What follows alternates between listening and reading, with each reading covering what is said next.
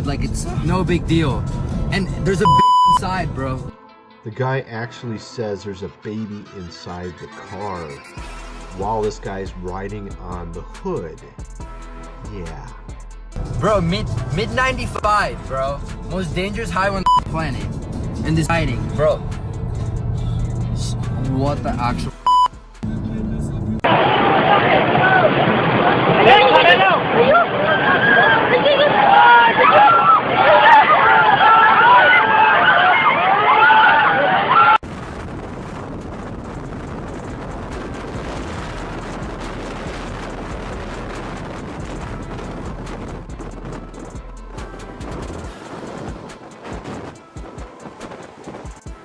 some amateur storm chasers.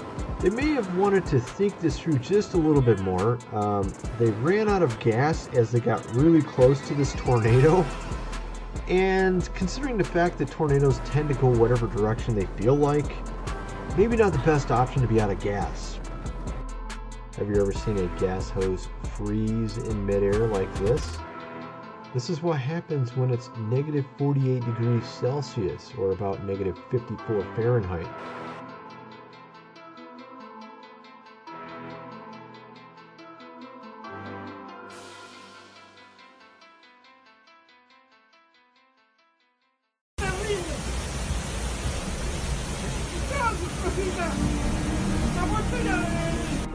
Can you imagine waking up to this, seeing half your house gone, and where the wall is you see a massive river of flood water going by?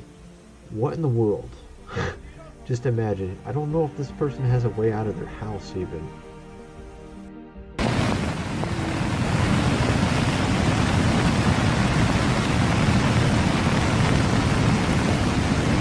Overpass being completely overwhelmed and flooded in South Sulawesi in Indonesia. Probably this is the Jena Barang River that we're looking at. Some people actually try to cross the river on these little overpasses while it was virtually being covered like this.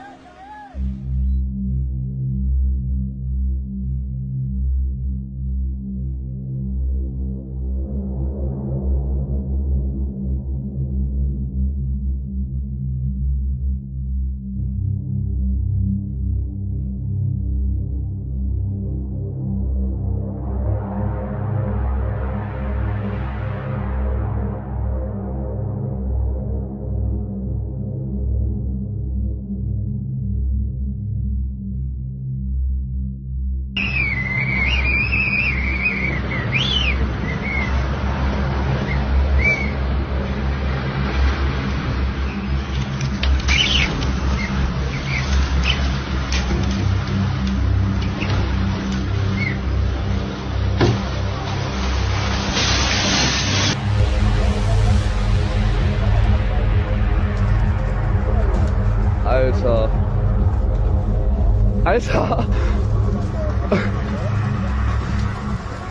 Junge! Some pretty hilarious footage of tents magically flying around. Some whirlwind apparently.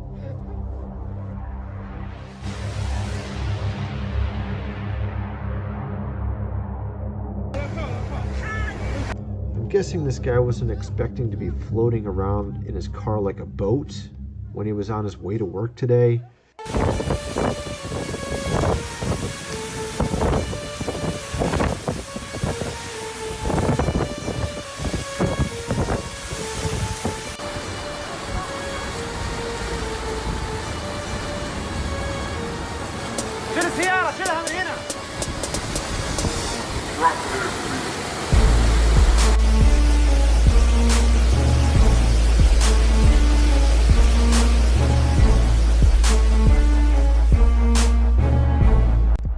see here with this strange flooding of recent last couple months, we've had a few different floods in Saudi Arabia, and now look at the land. It's turning a little bit greener than what you would expect for Saudi Arabia.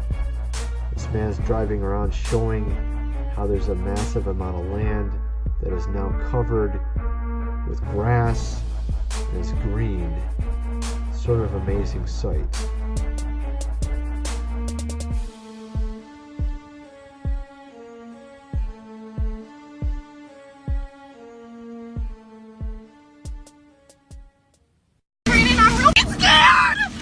Amanda, calm them down.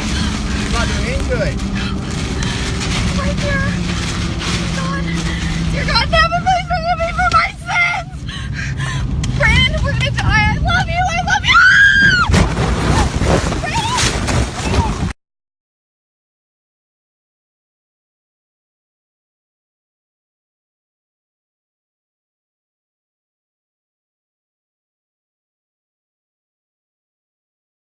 I am confused. Being philosophically consistent and being a very honest person, I'm sure you can tell me where God came from.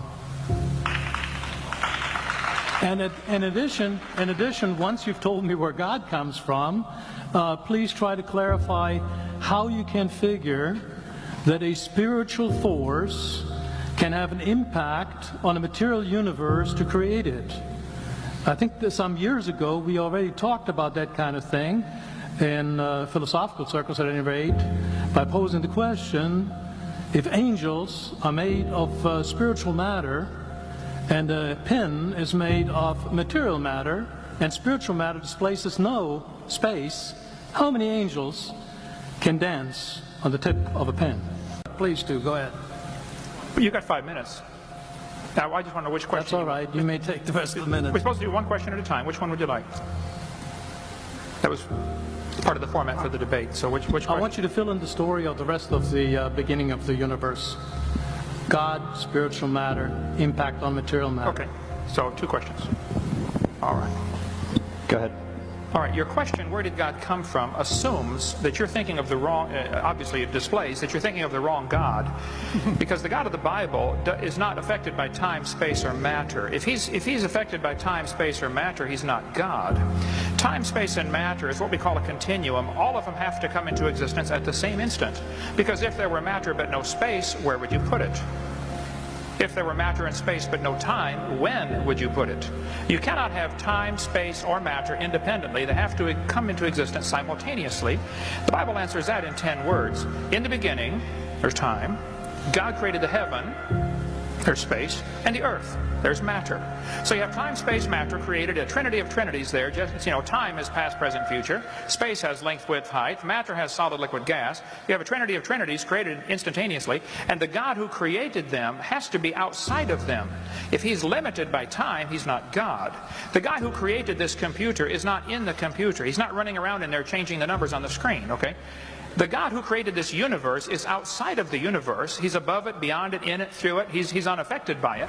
So the concept that a spiritual force cannot have any effect on a material body, well then I guess you'd have to explain to me things like emotions and love and hatred and envy and jealousy and rationality. I mean, if your brain is just a random collection of chemicals that formed by chance over billions of years, how on earth can you trust your own reasoning processes and the thoughts that you think? Okay, so your question, where did God come from, is assuming a limited God. And that's your problem. The God that I worship is not limited by time, space, or matter. If I could fit the infinite God in my 3-pound brain, he would not be worth worshiping, that's for certain. So that's the God that I worship. Thank you.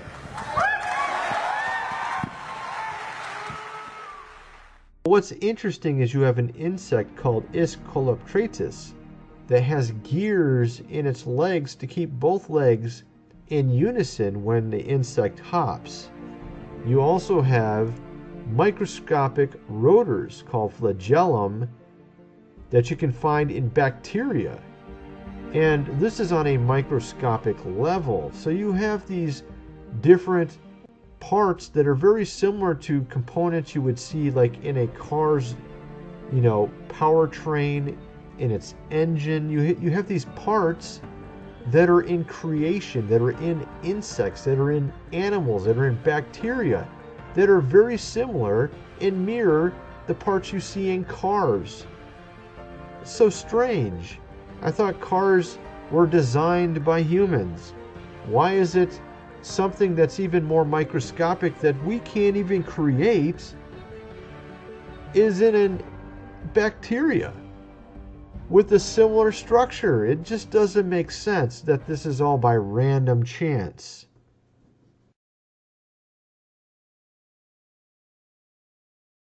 I don't know who or what or how, but the evidence is overwhelming that there is an intentionality and a design that underlies our existence.